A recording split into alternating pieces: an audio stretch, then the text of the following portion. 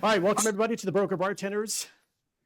This is our, obviously with the green font we have here, this is our St. Patrick's, coming up on St. Patrick's Day edition of the Broker Bartenders. And my co-bartender, Ryan Clark, is with me as always, chiming in from South Carolina, Charleston, South Carolina. So, excited to have our guest on for today. So we are going to, before I get to the intro, so what we're going to talk about today is a little bit about what's going on in the political world and what people are posting on their social media about politics, whether that be their opinions or their ideologies, and kind of what the impact is of doing something like that as a real estate agent. So we see a lot of Facebook groups that people jump in on, and they're kind of talking about politics, and they'll insert their opinions on certain things, regarding that. So we just kind of wanted to bring someone on who can maybe shed some light on, is that a good thing or is that a bad thing?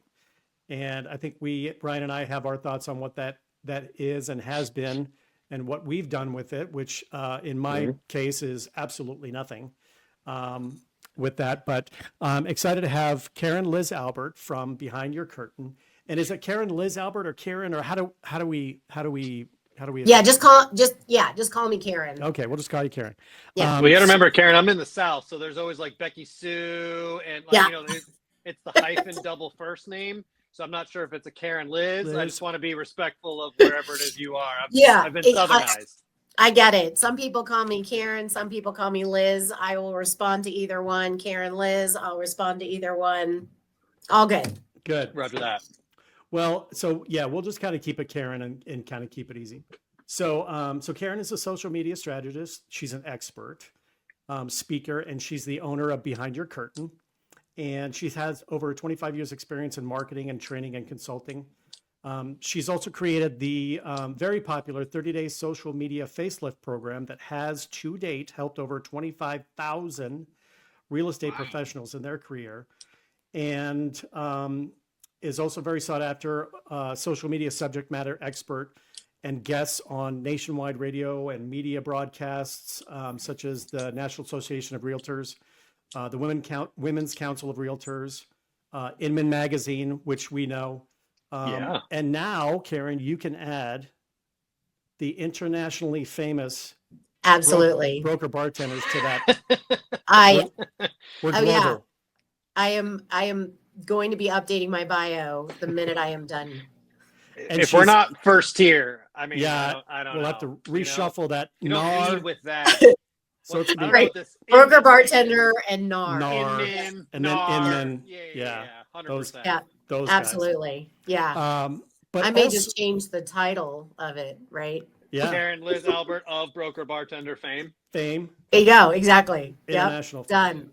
But she's also the lead singer of her local band here in town. So that's even more impressive. So tell us a little bit about that piece, the band. Is that like a goth speed metal band? Or what kind How of did band? you know? How did you know? Yeah. So that's my we have the work thing, and then we've got the fun. Although my work is so fun too. I feel very blessed in the fact that I can apply my passion in multiple areas of my life, and being lead singer in the band just kind of, it came in my later years. All I ever did was karaoke. And then in 2010, actually, I was at karaoke. I'm originally from Los Angeles.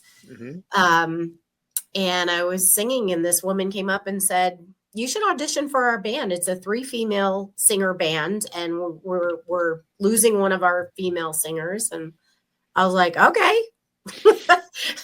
And fast forward to today, it just it became something that I just am absolutely. So as I've moved around, I've just found bands to be in. And I moved here in 2017. And I've been with the same band ever since I moved here. I found them pretty quickly, and I ended up marrying the bass player. And total cliche, right? Yeah. But love It's it. usually the Absolutely drummer, love right? it. Don't they? It's usually the drummer. Or Oh, I think it is it is the the bass player? drummer usually. it's Yeah. never the bass player. So Never- yeah, so funny that's enough, odd. Yeah. Karen, I've been in real estate now for 9 years. For Trying to 9 do years my- before that, after college, I was in the music business for 9 Ah! years. So Oh my I gosh. was in artist management. I was a talent scout Okay. for record labels.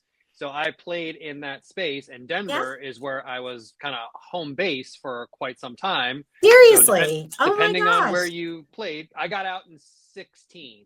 So right Oh before you wow. moved We here. just But I passed bet each you other. our network of people in the Denver music scene probably has some decent overlap. Yeah. Yes, I'm sure of it. Absolutely. That's And great. And so for my music background, just to kind of bring it all Mhm. together, Love it. Yeah. Tell us, Tom. I played in a really crappy high school band in the cafeteria during lunch. And here you are. And that's about it. And here you are today. Yep. So there you go. Amongst us, Yep. peons. Yep. I love So, that. And Now, got and then nothing I on saw, you, buddy. and then I think you play at you play at Platte River Bar and Grill, right? Mhm. Mhm. Yep. Very So nice. that's Yep. down in Littleton. So I used to hang out there when I used to live down that way, and so pretty cool bar, pretty popular bar. Okay. So Yes, we lots could of probably, fun. We could probably go on with music and do all that kind of Till stuff. the I end of know, time. right? Yes. We'll have to do a separate one just for the music stuff. So Yeah. Yeah. So just kind of want to talk about kind of what we're seeing, most recently in, with all these political posts on social media, particularly coming from real estate agents specifically about that their thoughts and what the political climate is. And some people will be maybe not so specific about a certain party, or then they are the extreme where they're Yeah. going to be like, okay, Trump is the devil, right? And so it's Yeah. this, or, Yeah. back when it was Biden was, this or that or whatever. And so, people were just always kind of jumping in and chiming in, whether or not it had anything to do with real estate or not. They were just kind of saying, hey, here's what I think about Yeah. that. And so, we've always talked about that initially and thinking is that really a good idea, right? Are you, are you hurting your business by doing that? Are you splitting up your database by 50% by doing something like that? And so we've always kind of talked about it, but we wanted to get your thoughts as a social media expert on, is that a good idea or is that a bad idea? Or if they want to do it, how should they approach that? Yeah. So it is absolutely, it's an incredibly sensitive topic. People are very passionate. They're very emotional. And I always say, regardless of what it is, if you feel as if what you are wanting to post could potentially cause an emotional reaction that might then cause someone to put you in a category that might not benefit the growth of your business. Again, whether that could be anything, right? Then, is it really worth it? Because you will absolutely, especially in the political climate the way it is today, this country is extremely divided and people are very opinionated and very passionate about whichever side of that dividing line they are on. And you could absolutely eliminate people that have been clients of yours in the past or considering to be a client of yours in the near future. Or even just people that have fallen into your personal social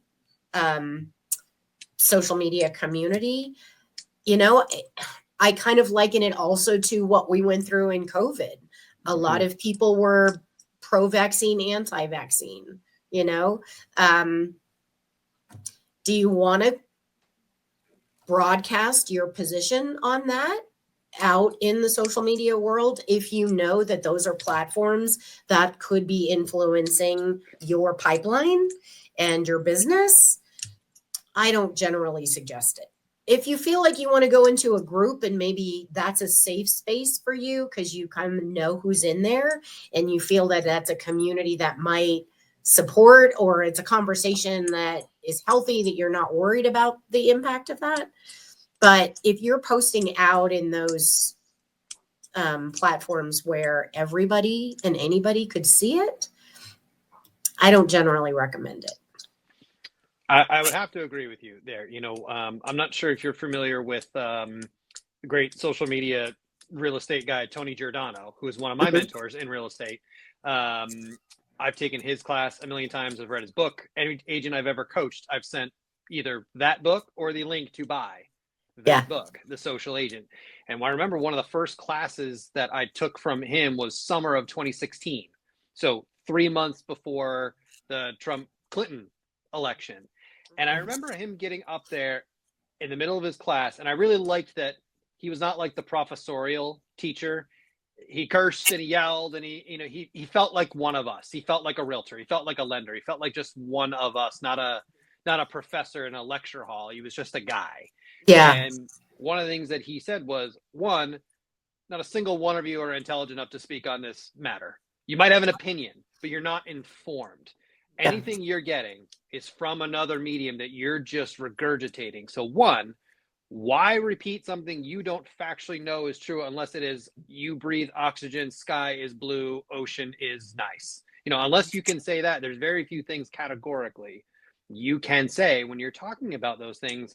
He's like, and why risk 50% of your potential business? He said, because one thing I want you to always remember, you probably cannot win a client through social media alone, but you can lose them quickly.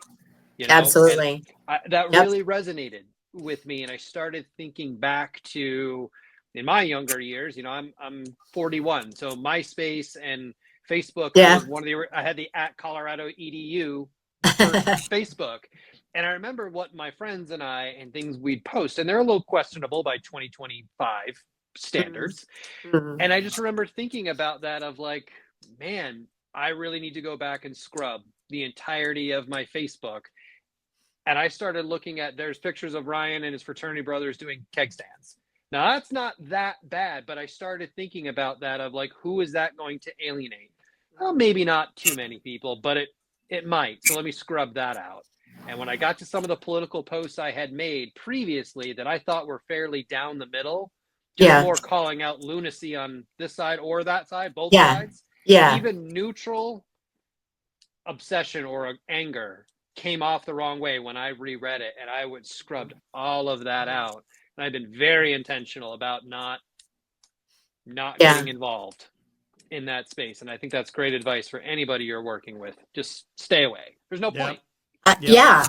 Although I got to tell you that I did have a client about 4 months ago, and I mean, he didn't care. He was an avid Trump supporter, and he didn't care. And he said, if I end up losing business because they don't support my position on this, I don't want to have them as clients anyways. And I was like, wow, okay.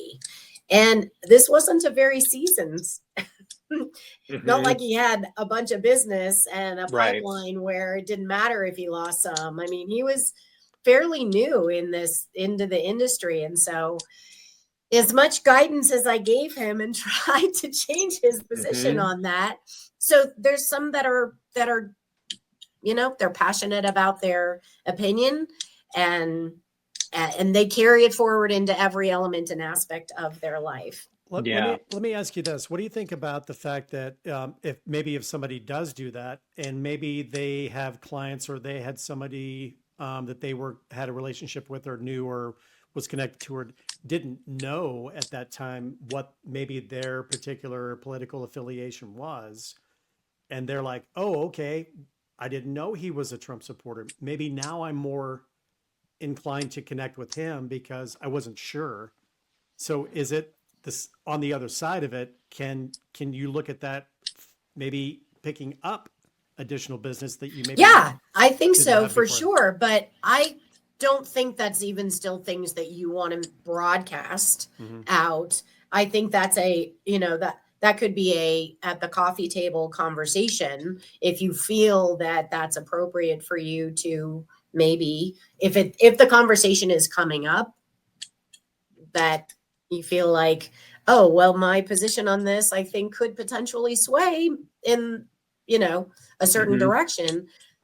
But again, it's not anything that I don't think that the majority of the population really wants to build a relationship, right?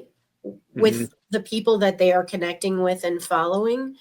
And I think if you are looking to build a relationship with kind of anybody that you possibly can at which is I think fair to say for most realtors, don't alienate yourself. Yeah. Well, especially when you consider politics of, and again, this is not picking a side, and I know we're ironically talking about politics while telling people not to talk about politics on Right. social media while we're on social media, and we'll reshare this on social media. But, let's just take, because you said them before, that Trump supporter. Again, that's not good or bad. That's just acknowledging that this Right. person was a Trump Absolutely. supporter. Yep. If you look at modern politics, you have like 10% who love Trump, 10% who hate Trump, and 80% who are just like, what the hell? And Yeah. I worry that in today's climate, being pro Kamala Harris, pro Biden, pro Trump, whatever that is, they've been such polarizing Yeah. people and candidates that Yeah. you're only gaining, to Tom's point, you might gain 10% traction and 80% loss Mhm. because you're only getting the 10% who already agree with you. So what's the point? You're not going What's to the win, point? especially with such a polarizing topic. Somebody who's that Trump supporter guy, again, that's fine. Right.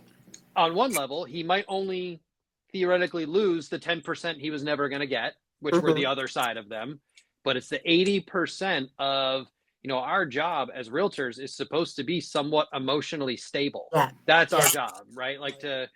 Your job as the buyer or seller is going to be emotional. You're Yeah. buying an emotional home, unless it's an investor, of course, or you're selling a place with memories and children and all of those things, and pets and cats and birds and all that stuff, right? Yeah.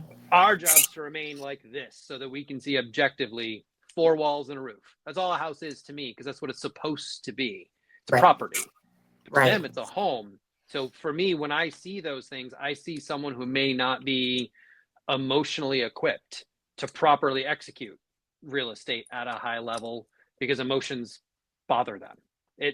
Sure. Maybe they're either more easily rattled. I don't know. Maybe I'm Right. overreading that from my No, I think business it's background. yeah, no, I think that's really accurate because then the other thing is that you don't know how much of that person's opinion or realtor's opinion as a buyer or a seller, how much are they also incorporating that into everything else that they're potentially influencing as a part of that transaction or the people that they are going to be speaking with and communicating with. And, I think to your point, Ryan, is that you're really wanting to know that you have someone that is going to be that um, uh, regardless of what's going on, right? Right. Sort of just that I'm not going to be swayed one way or the other. I'm going to stay focused on the objective of my job here. And yeah, it's really, really important. It's a critical component. I don't know, and this has never happened to me, and I don't know. I'll ask Ryan if this has ever happened. Has anybody even, I guess in the initial consultation with the client, potentially, has anybody ever asked you? Has that been part of the conversation? It was like, hey, are you conservative? Are you a liberal? Mm, Or I've never had that happen. But I'm just curious if that's ever happened to you. For me, so in short, not really. In long, yes, significantly, and I'll tell you what happened there. But I will say, after moving to Charleston, South Carolina, the conversations around politics don't really exist. the way they existed in Denver. Right out of COVID, when we were allowed to go back to the offices in late 2020, before I moved here, I couldn't walk down the hall of mine and Tom's brokerage without this comment about Biden or this comment about Trump. It was such a political climate. It's a political city. It's a younger, more activist, both sides. Both people have stronger opinions. In Charleston, it's more lifestyle driven here. So people don't care. It's also impolite. It's bad Southern manners to talk about Southern, right? Yeah. You don't talk about, sex, religion, or politics. That's just, these are three topics you don't discuss openly because it's impolite. Right. So while I was here, I don't really notice it anymore. Rare is even the agent here that I'm friends with on social media that I see anything. And if I do, it's a blip. It's not a novel that they write like I'd see in Denver. However, some diatribes. Yeah. First couple of months in real estate in 2016, I was working expireds like my coach, Tony Giordano and Kellen Border taught me to do. And I pulled a Wash Park, about $1.4 million listing, signed the listing agreement. This is pre Clear Cooperation Act. So I was able to say coming soon in 3 months and go on social media and do the thing. And it was great. And I got a call or a text from the homeowner and it said, "Hey, call me. We need to chat." When you read that, especially as a newer agent, I'd only been licensed for about 4 months. I knew I had the skill set from my background in the music business, but did they Google me and see that Ryan only has like 2 sales in the last 12 months? And I've only been licensed for 3 months. My palms are sweating. Yeah, I bet. And I call them. Now, mind you, too, not only were they selling that place in Wash Park, they're moving to Castle Pines Village. So it was going to be another $2 million sale-ish for me at that time. So you're talking $3+ million in sales as a newly licensed agent. And the woman told me, "We're going to have to let you go." I'm like, "Can I save this? What can I reassure you?" And I'm getting ready to jump into my Tony Giordano script of, I have a business partner. Don't worry. I have someone, it's not just me, newly licensed Ryan. And they said, "We Googled you." I'm like, here we go. Zillow reviews or whatever. Voterrecords.com at the time was the #1 site that would come up. At the time, I was a registered Republican. I was fired for being a registered Republican. Wow. And this is 3 days after the election when Trump won in 2016. And I said, "Does it matter to you that I did not vote Republican? I voted independent in this election." And they said, "Nope, doesn't matter. Anybody who would align with a party that would align with that man is not somebody we want to do business with." It had nothing to do with my background, my ability to execute for them. And that house sold significantly less than I thought it should to an agent, granted more experience, but I thought they did it wrong. And so in a vacuum, I have to ask myself and others, were they right or wrong? They went with their beliefs and strength of conviction, and I stand behind that. You should put your money where you're morally aligned. I understand, but you also just lost like $100,000. Yeah. So I'm not a registered independent forever and ever and ever and ever. I'm a registered independent. I mean, it's maybe that's the safe way to go. And, it is just from that piece of it. Hey, I just I'm an independent and I'll vote for who I think is going to be the best representative of me, whether that be locally or, nationally or things like that. Karen, do you think that, and when you initially talked about, having maybe a separate group conversation or be part of something separate with maybe that with what you align with. So when it comes to like a personal Facebook page, for example, personal Facebook page, as opposed to your business page, is there any difference on, hey, I can post what I want, my feelings, thoughts, whatever on my personal page, but then I have a business page that is strictly for, the business side of that, where that's not going to be on there, but, so people that aren't connected with you on the business page or on your page, but your business page, what's the difference? I mean, you really shouldn't be putting it anywhere if you feel as if it has the potential of being seen by a population that could be influenced by it and a potential buyer or seller. I mean, your personal page is really getting your content in front of the community that knows about you, right? So that bubble. Your business page has the opportunity of having you get in front of the larger population, a lot of users on social media that don't know about you. But your personal is definitely going to keep you within that personal community bubble. And again, even if you set the privacy settings to where it can only be seen by your friends and not public, and you've turned off the ability of sharing or what have you, it's still influencing someone that knows you that could potentially have a conversation with someone about you that it could give you that ripple effect. Again, if you don't care, then that's a moot point, right? But I think those that are in the position where they're pretty dependent on the community that knows about them to get them in front of those that don't know about them, you shouldn't be talking about it at all. What about You just shouldn't. if people let's say, for example, they see a post about it, they don't respond, or they're not doing it themselves. Maybe it's they're visiting someone's site and this particular person is talking about it and they hit the like button. I don't know how far or how deep people are going to go on trying to figure that out, but even liking or, hey, or somebody will type in 100% or something like that, on that, is that even enough of an impact that people can, I don't know how, because I'm not in Right. I'm not smart enough on the algorithms and all that, Right. like you are, and how this works. But even if hey, like if Ryan says, hey, this guy is the worst, and I'm like, does that come back to, could that potentially come back to impact me? Yeah. In a way. Yeah. Yeah.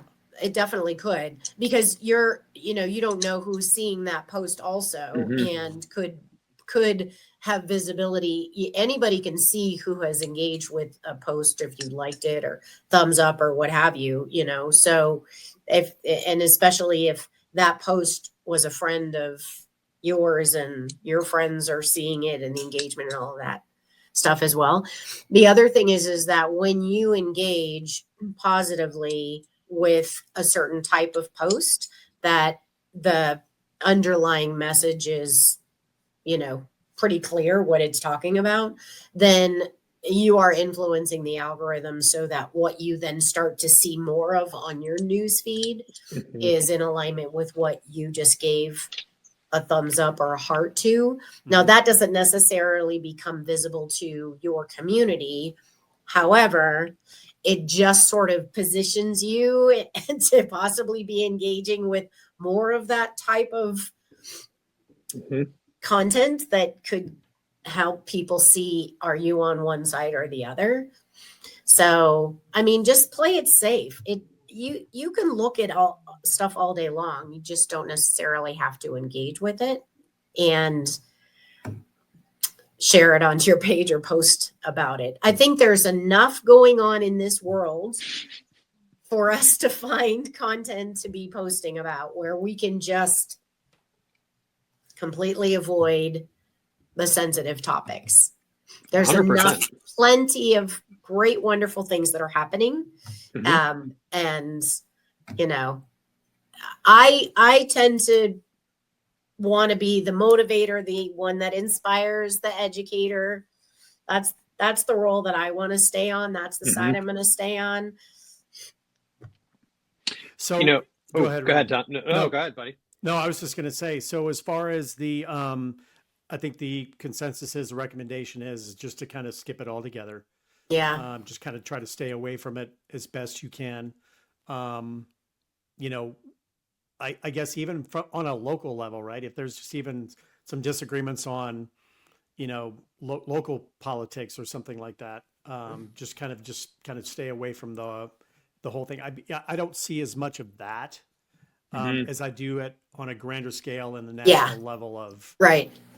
The White Well, House. right. Because I mean, our current administration is definitely giving us a lot. Oh, there's a lot going on, right? So There's a lot of headlines level, there. There's a lot. Good, bad, or There's ugly. a lot There's of some headlines. Yeah. Absolutely. Yeah.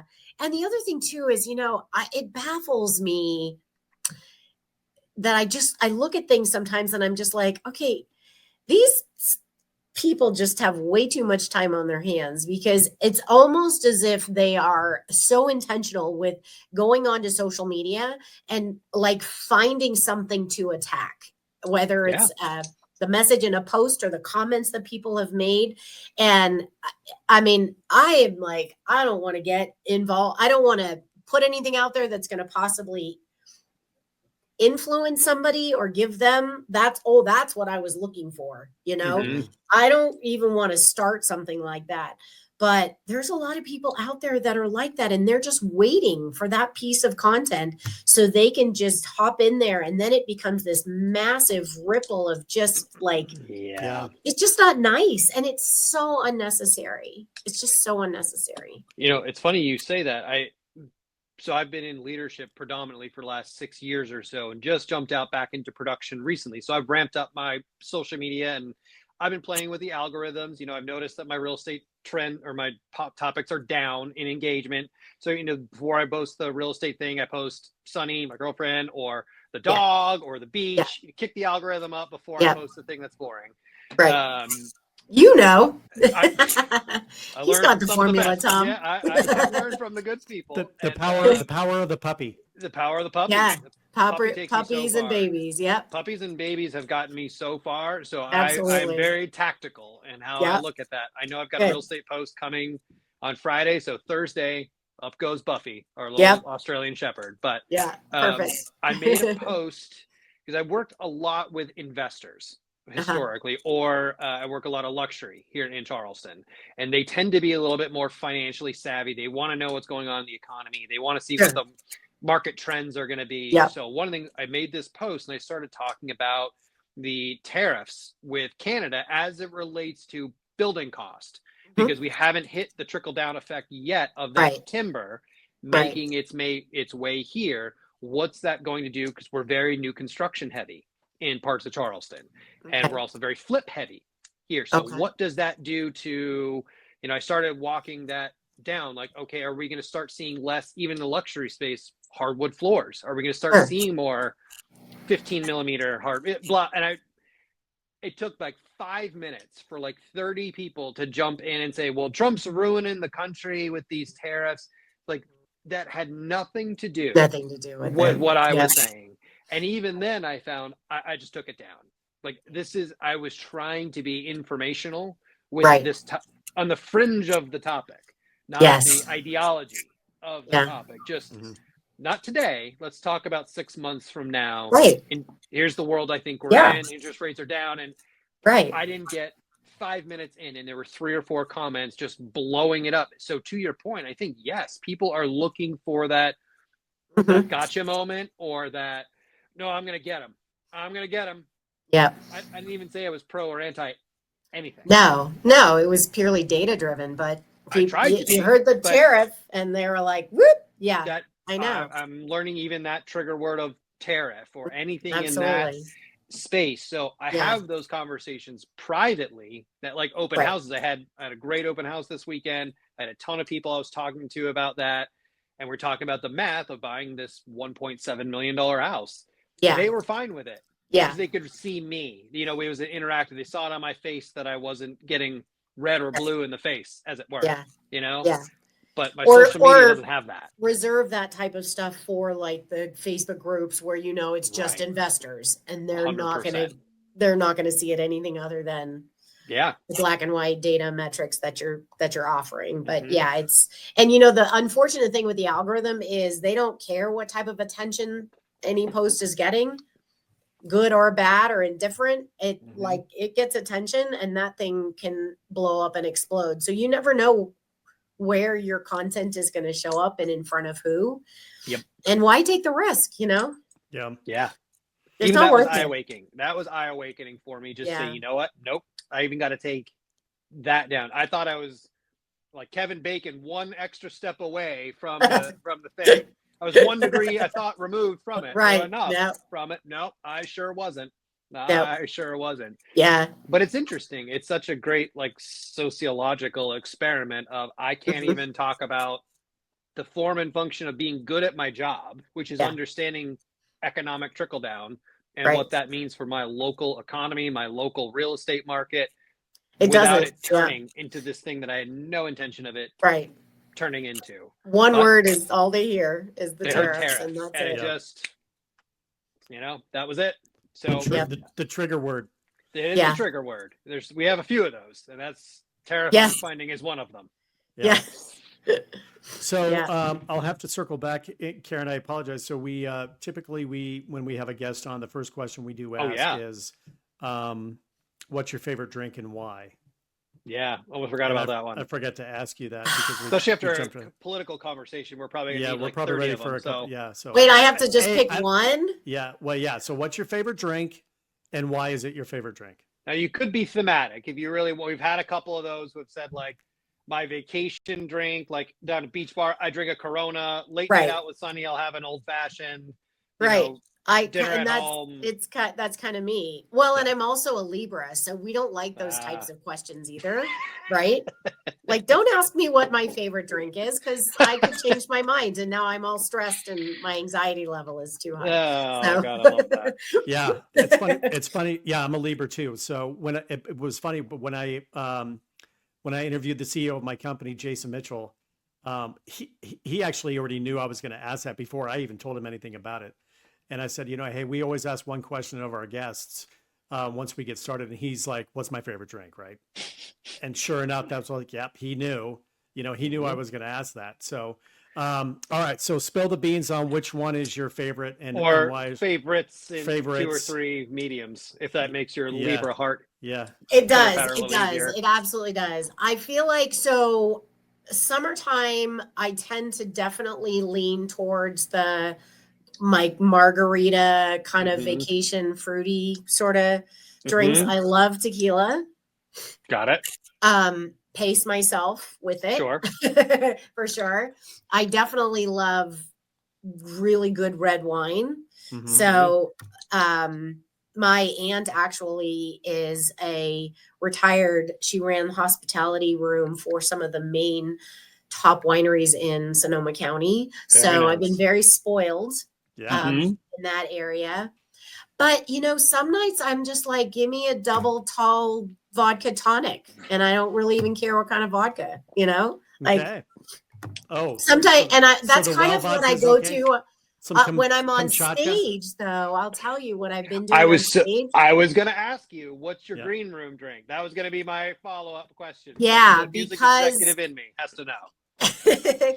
Well, and only because you got to have the energy and you got to keep the energy when you're kind of like Mhm. front and center. And I never ever thought I would ever drink this, but Diet Red Bull and vodka has Vodka, kind of Red become Bulls. my Mhm. green room drink just because I'm gonna like, okay, let's get it. Yep. Bring up the energy. 100%. And then I don't sleep for like a day, but it's all good. Hey, as long as the show must go on, right? As long as the Absolutely. show didn't That's right. suffer. What's- One of the I'm a giver. What's the diet aspect of that though? They have to have the diet Red Bull. The diet's just Less less sugar? sugar. A lot less sugar. Oh, but you kind of Yeah. want that, don't you? No, because of the amount of caffeine. I'm getting Yeah. everything I need from the Red Bull Gotcha. Yeah. component of it. Yeah. So So let's go back to the red wine thing then. So if it's a red wine, so then what's your favorite red wine? And if you've had the experience and being from California and the connections with Sonoma and Napa and all that kind of stuff too, then what's your go-to red wine? so there's a small boutique vineyard in Sonoma that's called Mazzaco. Mhm. And then there's also of course I'm blanking on the name of it at the moment. Shoot. There's I'm kind of fortunate in the sense that I got exposed to a lot of the small, like boutique Mhm. ones, you know, and I feel like, gosh, once you get those and you experience those, like, it's just so hard to even buy out of the liquor stores or the, you know, like, it's just, you're kind of spoiled with that. Yeah, 100%. Yeah. So just kind of fortunate. And then with my aunt being who she is, it taught me a lot of reasons why I don't want to buy them from the stores as well. Yeah, All the stuff understood. that's put in them Yep. and the mass manufacturing, and then you just get the benefit of the taste in those. But I'm not a sweet. I don't like the sweet wines. I Mhm. like the rich, bold, you know. Cabs. Yeah, the cabs and Little yeah. Sangiovese, maybe a Rioja, something like that. And I will go through a whole bottle, like, all by myself, no problem. I don't even have an issue not sharing. I love that for you. Like, get your own.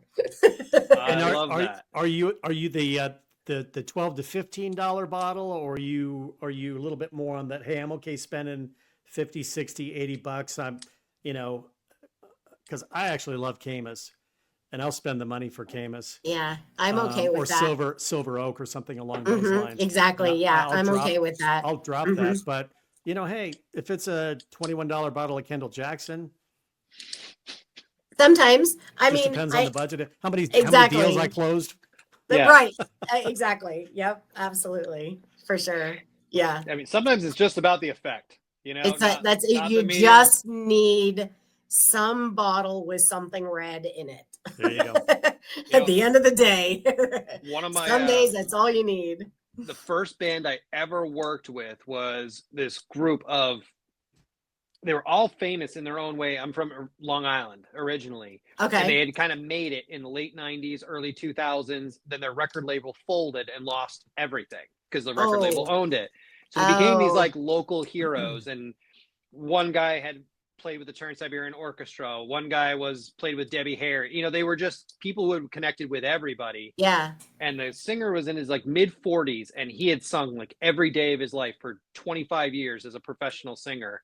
And you could tell he had thrashed his voice, but he could mimic anyone. You want him to sound like Bono? Sounded like Bono. Want to sound like Michael Jackson? Just one of those people, just supremely talented. Yeah. And I would always, in the shows, they would do 4-hour sets at these beach bars in the Hamptons. And every half hour or so, he was sending me up to get a glass of red wine. And I was like, why the hell are you drinking red wine? Like, I don't know if I'd be vertical after this number, or at least sleeping after all this. And he went down this like scientific diatribe of like, well, it's the resveratrol in it. It actually loosens up your vocal cords. I could see that. I was like, that just sounds like some bullshit you told yourself so you can keep drinking red wine Right. from the venue. Yeah. But yeah, Whatever you it tell takes. yourself Right? whatever it is you need to do. But Yeah. I did look it up later. It is true-ish. There is a bell curve there. You could have some, but then the fall off is there. But I thought that was interesting. Right. So I was wondering if you're going to say you had all your red wine on stage and you're going to be just like him. I was wondering. No, but I could kind of see how that could help. I might give that a try. See, I'm boosting your career already. They had those big Magnum jug bottles of Livingston Cellars. I think it's like $9 or something like that for like a big tub of whatever. So that may or may not be good. Did I just get a straw? Yeah, just get in there and get it. Yeah, just where you do the where you kind of do that. All right, so tell us about Behind the Curtain. How can people want to kind of maybe talk with you more about that kind of stuff, or talk a little bit more about how they can bump up or enhance their social media presence and what to do, and understanding the algorithms, and whether it's a newer agent or agents that have been around that are like, hey, I need to kind of get going on that. How can they connect with you and take advantage of your expertise in the biz? Yeah, thank you for that. So Behind Your Curtain, behindyourcurtain.com, or Karen Liz Albert. You can find me pretty much anywhere on the social media platforms. Talking about politics. Talking about politics all day long with my glass of red wine in my hand. With your glass of red wine. Yeah, exactly. I started my company in 2010, and what I pretty quickly started to realize was that, one, I needed to find a niche, right? Because I was sort of social media for pretty much anybody. And then really realizing that there was a pretty high demand for it when it came to real estate professionals. And the other thing that I realized is that they just really do not understand how to efficiently and strategically use the platforms. And so what I like to bring into the conversation with my clients first and foremost is just helping them understand the importance of knowing who it is ideally that you want to attract and where are they geographically, because most realtors are very broad. Trying to be in everything to everybody. And, from a business development perspective, I get that does not work when it comes to the social media platforms. So I always say it's just like any marketing campaign. It's written knowing who your ideal consumer is in mind. And I always say, you're never going to see a mom doing yoga on the cover of a sugary cereal box, right? Because that's not their demographic. That's why they have Tony the Tiger and the Little Leprechauns. And the social media platforms are no different. You need to help the search engine and the algorithms understand who is it that you are wanting to attract as a result of marketing through the platforms. And so I really work with them to kind of unpack that and get clarity on their who and their where, and then helping them know how to optimize their platforms so that they are helping the algorithms and showing up in search engine. And then I teach them something that's incredibly effective, but not that widely taught, which is a community engagement strategy, because it is critically important for you to be showing up and supporting and building and nurturing relationships with your local community. A lot of the realtors will just sort of do that post and pray and walk away and think that they're going to get a whole bunch of engagement or followers or leads. And that's just a small sliver of what you should be doing when you are on these platforms. So we teach them how to do that strategy as well, very strategically. And then the content creation type of it as well. So, Ryan, you kind of talked about what is it that's going to get you on the news feed and get the engagement that the algorithm is wanting to see, because there is a strategy and it is a game, and you just have to know how to play it. And with my now 15 years of experience, I'm on a beta development team with Facebook. So I kind of had the backdoor insight to what's working, what's changing, what isn't. And so, I kind of work with them in the beginning, get clear on your strategy, optimize your pages. I always say you want to clean the house before you invite the party guests over. So make sure your pages look really good, give you that competitive advantage, right? They're impressed with what they see. So we work on the strategy, get you looking really good, and then have me as your ongoing coach so that I can kind of be your accountability partner and make sure that you're doing what it is that I taught you to do, and then help you understand, if things change. There's a bunch of stuff that's coming out different in Instagram right now that's totally different from what I've been teaching. So, it's my responsibility to make sure that I'm pushing that stuff down to all my clients as well. Yeah, it just seems to be ever changing. And now, AI, ever changing. what do you do with AI and how you get connected with that? And so, and then, full disclosure. So I actually, signed on with Karen to help me with mine. And so that's how we got connected. Love that as well. Yeah. So she's actually, it's that facelift program to just kind of, take, where I was at, which was kind of, is okay. Right. Yeah. Really just kind of, we went through in deep and like, here's what you got to change right out of the chute. Right. It's like, I didn't think about that right away. It's like, she's like, okay, right here, bad. Okay. We got to change this and let's do this. And so, so it's really been great. And again, you really just having to, because we're so competitive, you really got to put yourself into a position that you're going to take advantage of, maybe what 75, 80% of real estate agents aren't doing in any social media aspect at all. And so, Right. so Yeah. it's been great so far. So much appreciation. Oh, I love that. Yeah. Karen, so Yeah. my girlfriend owns her own marketing firm here in Charleston, does more like brand development and stuff. And I was Yeah. telling her you were going to be our guest. She's like, you got to ask her one question for me because it's important. So I ask her a lot about the theory of things of marketing, and she's working on a lot of the back end of my business for me and helping me grow that. And one thing sometimes I don't say butt heads or struggle with, like talking past each other, is there's a difference between using social media for business and using social media for real estate, because it's a different Yeah. audience and a different tone of voice that you're Yeah. using to try and get that. So she said, I want you to ask this one question. And I'm sure it's variable for each agent because there's no one tried and true method for anything based on who you are. But when you're an agent and you're teaching an agent to grow their business through social media, is the Facebook or the Instagram the destination, or are those the medium through which you're trying to drive them somewhere else? Meaning, am I trying to drive you? So I meet you at an open house, Karen, you're just out there buying a house with your bass player husband, and you guys are buying that $1.7 million house from me. Yeah. Am I trying to drive you to my Instagram and my Facebook, or am I trying to get you to my Instagram and my Facebook because I want that to drive you to my buyer guide and my Mount Pleasant neighborhood clickable interactive blah blah blah blah blah? And again, Yeah. I'm sure that's variable from person to person ish, but if you had to give one thing, where am I driving the traffic to or Yeah. through social media? You know, it does vary for I'm sure.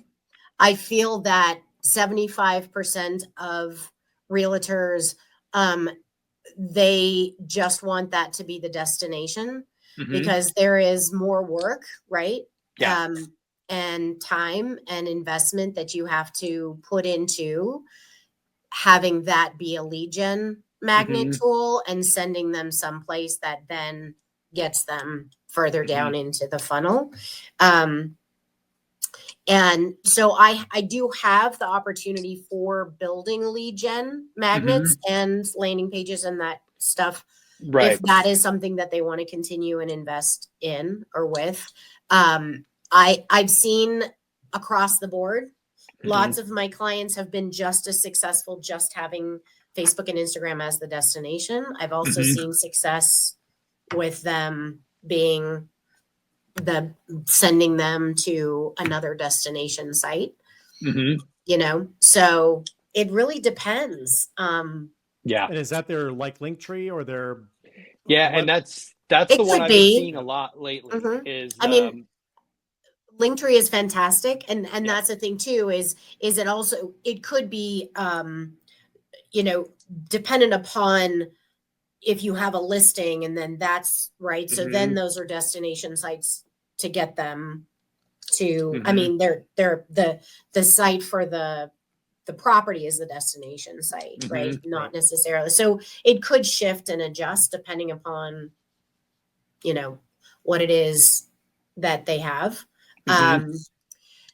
The thing that's really working well right now is instead of doing the click link in bio, now there's the whole automation through AI, like ManyChat has the DM and Instagram where you can say, put a particular word in the comments, and then AI will just get them through that conversation with the ultimate click here to sign up for whatever.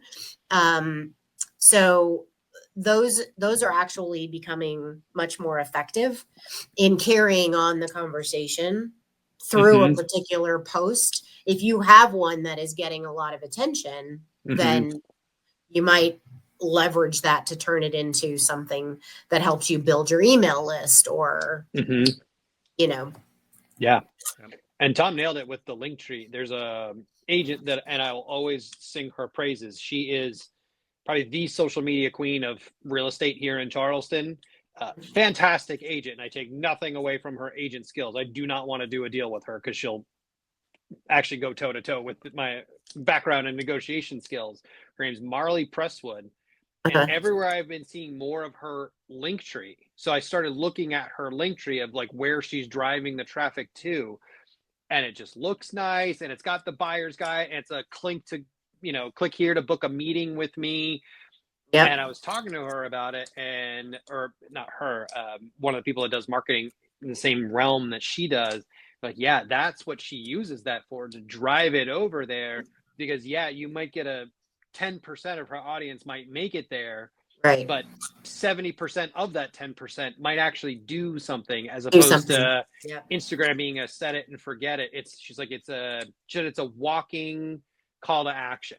Yep. Because it says click here to do this. It's Exactly. intentional with it. Yeah. I thought that was just so interesting. So yeah, when you said Linktree, Tom, that's exactly what I thought of. And that's why I wanted to ask you that question, because Linktree is where I've been trying to drive people, but through Instagram. Yeah, and through Tom knows Popl. I'm a huge advocate of Linktree. I get all my Mhm. clients to make sure that they create one, and I have a Linktree, and I don't just use my Linktree on my Instagram bio. I have it in my email signature. I've got it everywhere that I can be, providing that, because it's a one-to-many, right? Yep. And so you can't really give them the many. That's just overwhelm. So Yep. if they're willing to just kind of top of funnel click the one, then you're able to influence them further. So yeah, I'm a huge advocate of Linktree for sure. Good. I've been doing it So right. hopefully I answered your question. Yeah, no, I think- absolutely. I think it's fluid Perfect. though, right? Oh, You know? 100%. There's no categorical right answer for just about anything in Yeah. this world, right? Short of like oxygen is good.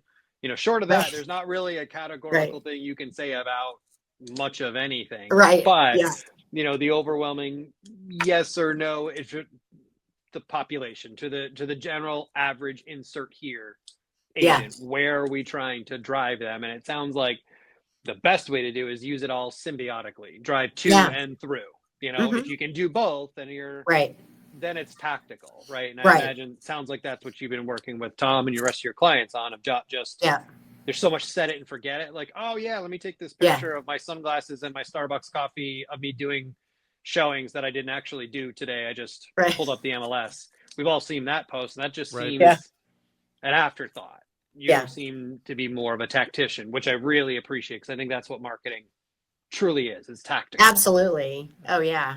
Yeah. And I think it allows but it allows everybody to be, like unique, right? This is not, while I talk strategy and process and everything, it is very much about them. And a big part of the strategy is, well, let's get to know you and what's your lifestyle? Because I mean, in these 15 years I've been doing this, I'm telling you, where I have seen the biggest return on efforts when it comes to any marketing is like attracts like. A lot of times, even without awareness, that a lot of exercises that I'll do with my clients is, let's look at your top 10 clients, right? Let's see what kind of similarities, what bubbles up to the surface that you're seeing. And they're like, oh my gosh, I didn't even realize that I've been attracting, fill in the blank. And then I'll say, well, is this connection to you as well? Can you relate to this? And then they, well, yeah, I've been attracting, divorced moms with little kids. And well, guess what they are, right? So same thing. So it becomes very kind of unique and personal to them, which then makes it so much easier. If it's something you're comfortable with, so much easier. 100%. And I have one, and I'm sure Tom does too, but I had one other question I was told I had to ask you, because I see this one often, is, again, in generalities, of course, is it cast a wide net, or is it the riches are in the niches? What would I say, Tom? The riches are in the niches. Yeah. Anybody that has ever heard me speak, I am all about identify your bullseye. Now, it's not to say that you'll only get business from that bullseye. Right. But the reality of it is, if you're casting the wide net, you're not getting any business. So let's get you visible, create a strategy that's going to really help you dominate that particular geographical pocket or community or demographic that is one that makes sense Mhm. to them, right? Right. And that's all comprised out of anybody that works with me has to fill out an onboarding form that has a lot of very intentional questions Mhm. that Mhm. I look over, and then we get together with the strategy session. But I really kind of know a lot more about that person Mhm. because of the answers that they've had to give me. And they're very thought provoking, but it's intentional because that's all of those are the pieces we're going to use to craft Mhm. your strategy that I mean, Tom, you can possibly speak to this, but I think you get kind of excited about it when you start realizing things levers you could be pulling and things you Mhm. can be doing, to really start to leverage the use of these platforms. And I think everybody wants to see a return on their effort. There's nothing more disappointing than just posting and it's crickets. It just makes you want to stop. I really appreciate that you keep saying, I hope it catches the attention of not just both of us, but anybody that's watching too, is you keep using this phrase, return on efforts. We hear so often return on investment, and investment can be time and effort and all that, Sure. but I think that's not always correct. It's return on effort. Yeah. You actually have to put the effort into doing this, into being tactical, but that's the meat and potatoes, is the effort. It's Yeah. it's the intentionality, right? And I think that's so fantastic that you're pointing that out and using that phrase, Yeah, return on you can efforts. you can pay for this, you can pay for that, you can sign up Right. for this and that, but if you don't do anything with it, then Return on yeah. effort. So it's been Which we're all guilty of. yeah. Like, Yeah. I'm right there. Too many times, all of us. Too many Right? times. Oh, exactly. And that's the thing too, which is why when anybody that works with me, they also are automatically in my coaching program for a year Love that. because in the early years they would just never do anything. And I'm like, Mhm. I'm not doing this so that I can just have another client with money in my bank. Like I'm really invested in your long-term success because I know this can work. Mhm. But you have to put in the effort. You You have gotta to do it. do what I'm telling you to do. Yeah. If not, then again, you've just invested in something that I at learned the end that of the day, who are you going to be upset with? yeah, Yeah. I kind of learned that the hard way initially when Karen circled back to me. She's like, "Hey, did you complete this form yet?" And I was like, no, He's like, I didn't finish that yet." And she's just like, come on, "You got to come get on, on it. You got to get get on on it." it. So Well, Do it. I love that's that. the accountability piece, right? And so Mhm. And Right. not just the accountability, the layer below that is you care about the product that you're putting out, not just the dollar through which you get to declare on your 1099, Absolutely. right? Like Yeah. it says, especially since you work in a realm of real estate, we are 86% referral. If Yep. you do well by others, they will do well by you. But I think what I appreciate is it seems like you lead with them first. That's even the value of social media. It's not the 500 people that you're friends with. It's the 500 people that they're friends with. That's the Right. 25,000, right? It's Exactly. not your X number of clients. It's the clients that they can send you. But if you lead with those people and care about them and hold them accountable because you actually genuinely care about Right. your product and their Yeah. careers, Yeah. I think that And says a their lot about your success. business. Yeah, I think absolutely. that says a lot about you, Karen. So Oh, I'm thank glad you. you said that. Yeah. Thanks. Well, I think it's why I'm still around 15 Yeah. years later. got to be Yeah. doing something right. Yeah, got to be doing I something think right. so, I guess. I Yeah. love that. Yeah. Karen, thank you so much for joining us today. Yeah. Really Yeah. appreciate it. My Behind Your pleasure. This is Curtain, really helpful. check it out. Karen Liz Albert, Karen, however you want to do it. Google it, check it out. I highly recommend it. So, yeah, again, thanks for coming on and really Yeah, kind of sharing your thanks. expertise on everything. And so we really Cheers. appreciate you joining Yeah. us on this latest edition of the Broker Bartenders. So thanks so much. Ryan, peace out, brother. My guy. Thanks, Take care. guys. You bet. Thank Thanks. you. Thank you, Karen.